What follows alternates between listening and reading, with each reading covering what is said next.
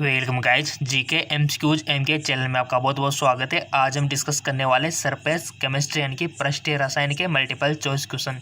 अगर गाइज आप इसी प्रकार रोजाना मल्टीपल चॉइस क्वेश्चन पाना चाहते हैं तो इस चैनल को सब्सक्राइब करके बेल आइकन पर प्रेस कर सकते हो। रोजाना आपको मल्टीपल चॉइस क्वेश्चन मिलते रहेंगे। सो चलिए शुरू करते हैं। पहला क्वेश्चन है, निम्न में से कौन सा प्रक्रम प्रावस्ताव के अंतरापृष्ठ पर गठित नहीं होता है?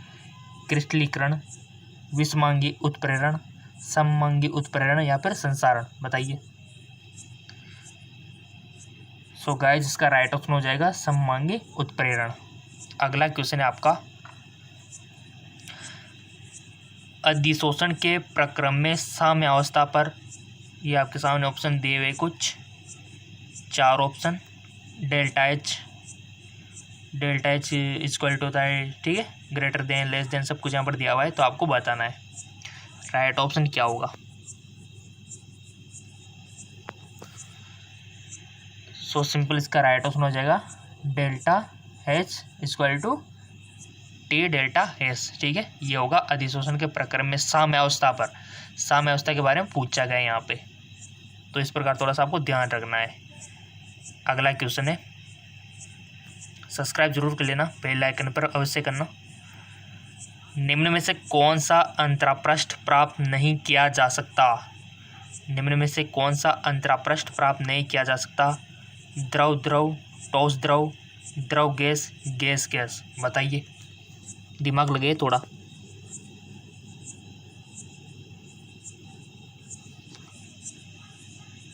सो सिंपल इसका राइट ऑप्शन हो जाएगा गैस गैस। ठीक है, हाँ बिल्कुल, गैस गैस इसका राइट ऑप्शन हो जाएगा।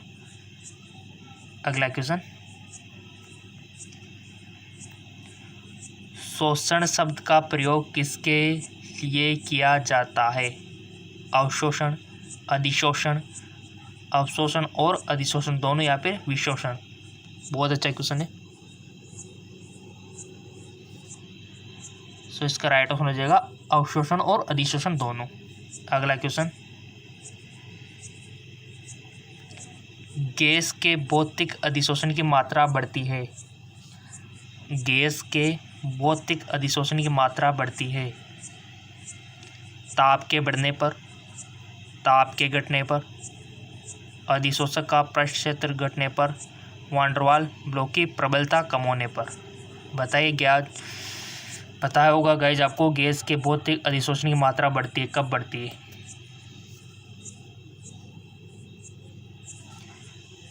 सो सिंपल, ताप के घटने पर बहुत गैस के भौतिक अधिशोषण की मात्रा बढ़ती है।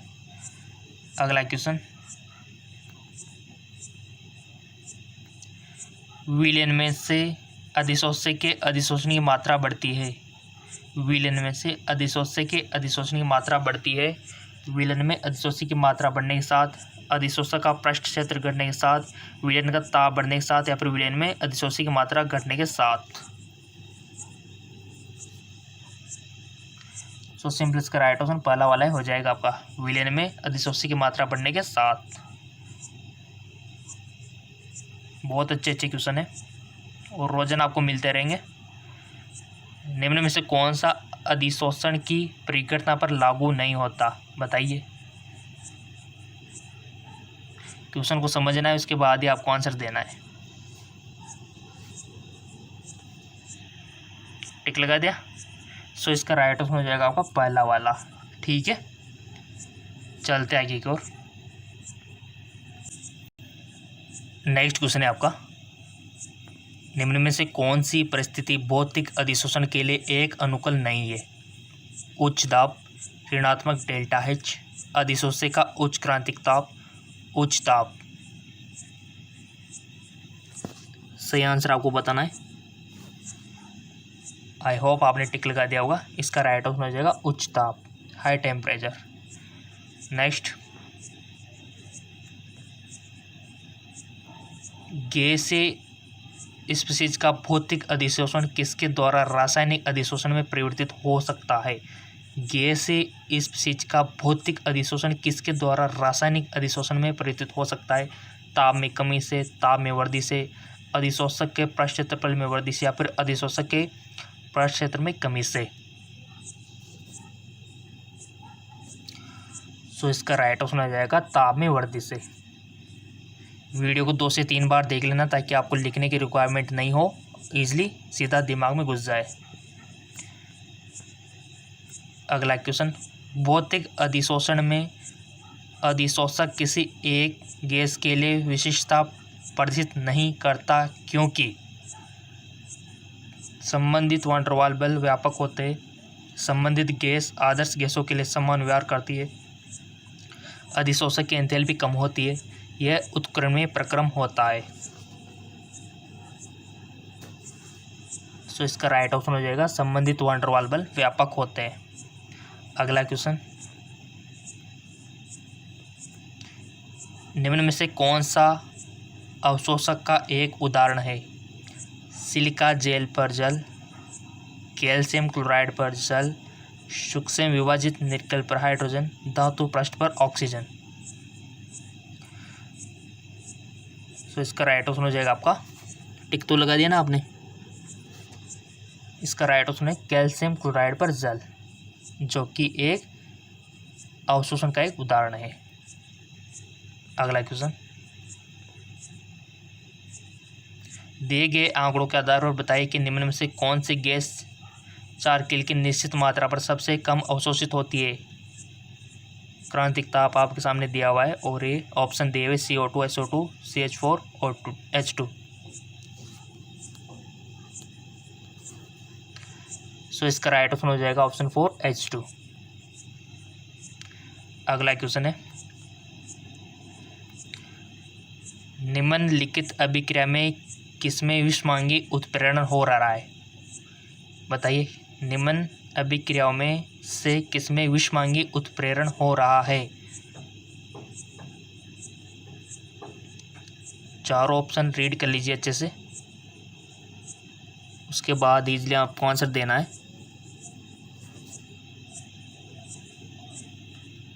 सो सिंपल इसका राइट ऑप्शन हो जाएगा फर्स्ट वाला, राइट। अगला क्वेश्चन, फर्स्ट यानी कि गाइज ये वाला होगा, यानी कि इसमें ख और ग यानी कि दोनों, ठीक है ना, तो ये होता है ख और ग। नेक्स्ट क्वेश्चन,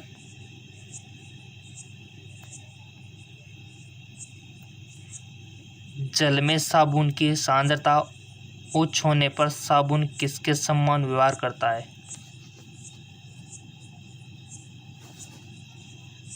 सो सिंपल, सहचारी कोलॉइड। जल में साबुन की सांद्रता उच्च होने पर साबुन किसके समान व्यवहार करता है? सहचारी कोलॉइड के रूप में। अगला क्वेश्चन, निम्न में से कौन सा टिंडन प्रभाव प्रदर्शित करेगा? क्रांतिक मिसेल सांद्र के नीचे साबुन का जलीय विलयन, क्रांतिक मिसेल सांद्रता के ऊपर साबुन का जलीय विलयन, सोडियम क्लोराइड का जलीय विलयन या फिर शर्करा का जलीय विलयन। सो सिंपल, क्रांतिक मिसेल सांद्रता के ऊपर साबुन का जलीय विलयन, ऑप्शन सेकंड। नेक्स्ट, किस विधि द्वारा द्रवविरागी सोल का रक्षण किया जा सकता है? विपरीत आवेश वाला सोल मिलाकर, एक विद्युत अपघटन मिलाकर, द्रवरागी सोल मिलाकर या फिर उबालकर। सो इसका राइट ऑप्शन हो जाएगा द्रवरागी सोल मिलाकर। कितने अच्छे क्वेश्चन है गाइस, और रोजाना मिलते रहेंगे अगर आपने चैनल सब्सक्राइब करके बेल आइकन पर प्रेस कर रखा होगा तो। ताज़ा बना अवक्षेप किसके द्वारा कभी कभी कोलॉइडल विलयन में परिवर्तित हो जाता है? स्कंदन, वैद्युत अपघटन, विसरण या फिर पेप्टन। सो इसका राइट ऑप्शन है पेप्टन। अगला क्वेश्चन, निम्नलिखित वैद्युत अपघटन में से सोल के लिए किसका स्कंदन मान अधिकतम होता है? Na2S, Na3PO4, Na2SO4, NaCl। So simple, Na3 CO4। ठीक है, अगला क्वेश्चन,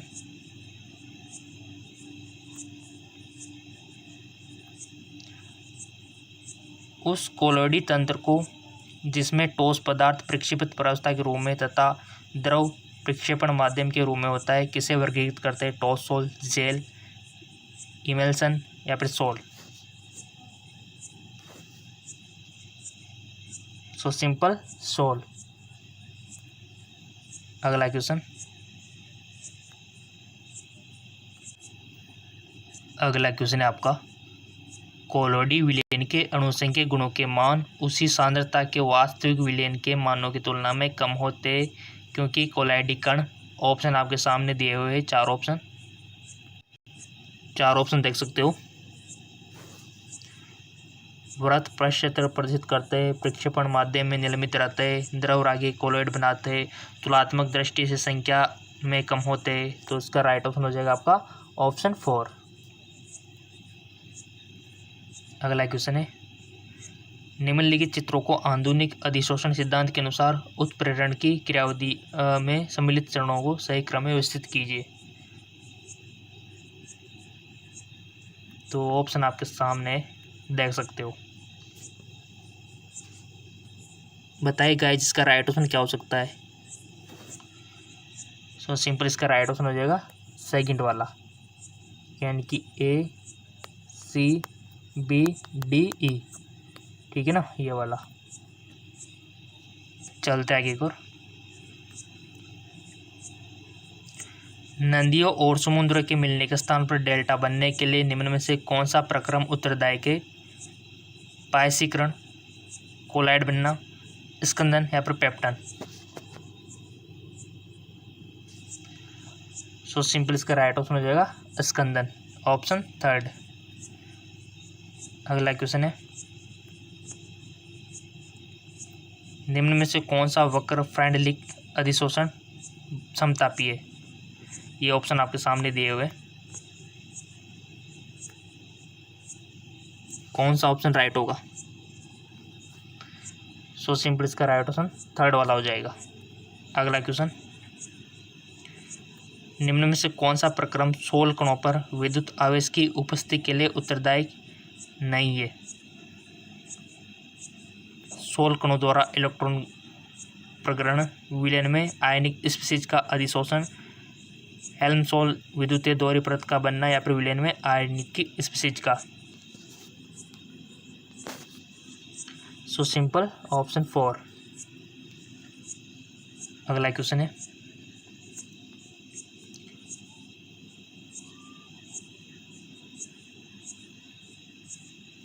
निम्न में से कौन सी परिघटनाएं चित्र में दर्शाए पर लागू होती है? अवशोषण, अधिशोषण, स्कंदन या फिर इमल्सिफिकेशन?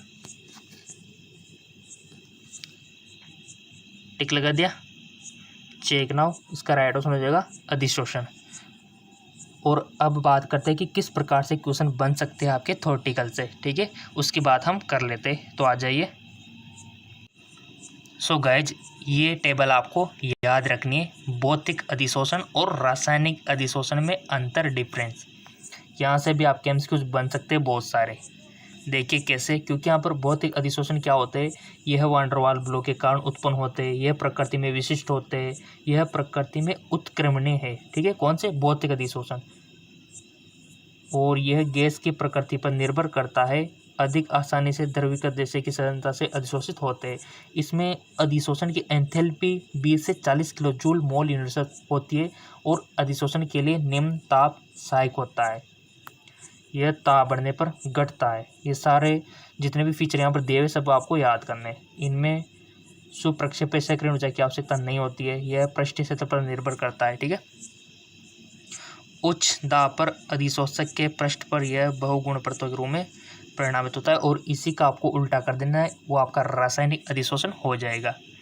ठीक है, रासायनिक बंध बनने के कारण होता है, प्रकृति में अति विशिष्ट होते हैं, यह अनुत्क्रमणीय, ये इंपॉर्टेंट है, उत्क्रमणीय, अनुत्क्रमणीय। एमसीक्यूज बनता है यहाँ से। यह भी गैस की प्रकृति पर निर्भर करता है। इसमें अधिशोषण की एंथैल्पी 300 से 240 किलो जूल मोल यूनिट होती है। अधिशोषक के लिए उच्च ताप सहायक होता है, कभी कभी उच्च सक्रियण ऊर्जा की आवश्यकता होती है। यह भी पृष्ठीय सतह पर निर्भर करता है, ठीक है। यह एकल अणु परत के रूप में फलित होता है। सो ये टेबल आप चाहे तो स्क्रीनशॉट ले सकते हो, ताकि आप कभी भी जब आपके साथ मोबाइल रहे तो पढ़ सकते हो, ठीक है। किसी भी जगह आप इसको पढ़ सकते हो, किसी प्रोग्राम में आप गए हो, कहीं पर बैठे हो, फालतू बैठे हो, तो आप इजीली मोबाइल निकाल के पढ़ सकते हो। ये टेबल क्वेश्चन बनेगा यहाँ से देखना 100%। और नेक्स्ट चलते कहाँ से क्वेश्चन बन सकता है। सो गाइज उनके बाद आपको एंजाइम और उत्प्रेरण के अभिलक्षण याद रखने, जैसे कि सार्वत्रिक दक्षता होती है, उच्च विशिष्ट प्रकृति होती है, इष्टतम ताप होता है, ठीक है। इष्टतम ताप का क्या मतलब है। एंजाइम जो एंजाइम होते हैं ना हमारे एंजाइम शरीर में, एंजाइम एक निश्चित ताप पर ही काम करते हैं गाइज। मैं आपको बता दूं, जैसे कि यहाँ पर लिखा हुआ है कि एंजाइम उत्प्रेरक अभिक्रिया की दर के लिए निश्चित ताप पर काम करते हैं, जिसे इष्टतम ताप करते हैं। जैसे कि सर्दियों में देखा होगा आपने, खाने की भूख अच्छी लगता है और भूख बार बार लगती है, जबकि गर्मियों में आपने देखा होगा अगर ज़्यादा गर्मी हो जाती है तो हमको खाना ही नहीं पचता। क्यों? क्योंकि टेम्परेचर हाई हो जाता है और ऐसी कंडीशन में एंजाइम काम करना बंद कर देते हैं, ठीक है। तो भोजन का डाइजेशन होना थोड़ा मुश्किल हो जाता है, इसी कारण से हमको भूख कम लगती है गर्मियों के दिनों में। अगर टेम्परेचर अच्छा रहता है तो अच्छी भूख लगती है, ठीक है। और एंजाइम आपने देखा होगा कि हाई टेम्परेचर पर काम करना बंद कर देते और लो टेम्परेचर पर भी काम करना बंद कर देते। इष्टतम पीएच सर्वाधिक सक्रिय होता है सक्रियण एवं एंजाइम की उपस्थिति में। ये सब आपको आपके एनसीईआरटी में मिल जाएंगे, ठीक है। इसके बाद चलते हैं कहाँ से क्वेश्चन बन सकते हैं, उनको भी हम देख लेते हैं। इसके बाद आपको ये टेबल याद रखनी है, ठीक है। ईजिली रख सकते हो इसका, चाहे तो आप स्क्रीनशॉट ले सकते हो। चलते आगे। उसके बाद ये टेबल तो कंपल्सरी है गाइस, कोलोइडी तंत्रों के प्रकार 100% क्वेश्चन बन सकता है यहाँ से, ठीक है। तो आपको ये किस प्रकार याद रखनी है, देखो प्रक्षेपित प्रावस्था आपको याद रखनी है, प्रक्षेपण माध्यम, कोलोइड का प्रकार और उदाहरण। यहीं से तो आपके मल्टीपल चॉइस क्वेश्चन बनते हैं। और जिसने ये टेबल याद कर ली, कहीं से भी मल्टीपल चॉइस क्वेश्चन बन जाए इनमें से, आप इजीली कर सकते हो। कुछ भी नहीं, सिंपल है बहुत। इधर टॉस दिया हुआ है, द्रव और उसके बाद गैस। तो इधर घोलते जाना है, टॉस को, द्रव को, गैस को, टॉस को, द्रव को, गैस को, ठीक है, टॉस को, द्रव को। और कोलोइड का प्रकार की टॉसोल होगा, सोल होगा, एरोसोल होगा, जेल होगा, इमल्सन होगा, ठीक है, एरोसोल होगा, टॉसोल होगा, फोम होगा। क्योंकि आपसे पूछा जाएगा कि अगर प्रक्षेपण माध्यम द्रव है और प्रक्षेपित माध्यम गैस है तो कोलोइड का प्रकार कौन सा होगा, बताओ। यदि प्रक्षेपण माध्यम द्रव है और प्रक्षेपित माध्यम गैस है तो कोलोइड का प्रकार कौन सा होगा। सो गाइस वो होगा फोम, ठीक है। इस प्रकार क्वेश्चन बनेगा आपके। इसी प्रकार यूँ पूछा जाएगा कि यदि प्रक्षेपण माध्यम गैस है और प्रक्षेपित माध्यम द्रव है तो फिर कोलोइड का प्रकार क्या होगा, बताओ। Simple, aerosol. इसी प्रकार क्वेश्चन बनेंगे आपके मल्टीपल चॉइस क्वेश्चन। कितने तरीके से बन सकते हैं आप, क्योंकि ऐसे बनेंगे कि अगर प्रक्षेपण माध्यम द्रव है और प्रक्षेपित माध्यम भी द्रव है तो कोलोइड का प्रकार क्या होगा। सो सिंपल होगा इमल्सन, पायस जिसको बोलते हैं, ठीक है। तो वो होते हैं दूध, बालू की क्रीम, मक्खन, सब कुछ इसमें आ जाएगा, डोंट वरी, ठीक है।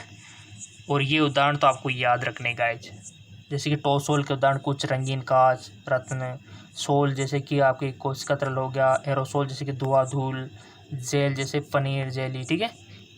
इमल्सन जैसे कि दूध, बालू की क्रीम, एरोसोल जैसे कि कोहरा बादल, टॉसोल जैसे कि फोम रबर, और फोम जैसे कि फैटी क्रीम, साबुन की झाग। कितना अच्छा है क्वेश्चन, 100% क्वेश्चन बनेंगे और बहुत सारे क्वेश्चन बन रहे हैं। देखो 1 2 3 4 5 6 7 8 MCQs यहाँ से बन सकते हैं आपके। और इधर आप एग्जांपल देख सकते हो 8 यहाँ से, यानी 16-20 MCQs यहाँ से बन रहे हैं आपके। तो ऐसे MCQs बनते हैं आपके, ठीक है। तो प्लीज़ रिकमेंड करता हूँ कि इनको स्क्रीनशॉट लेके रख सकते हो या फिर वीडियो को बार बार देख सकते हो, इसमें भी आपको याद हो जाएगी, ठीक है। स्क्रीनशॉट लेके रख लो, टेबल याद करनी है आपको। और चलते आगे अब।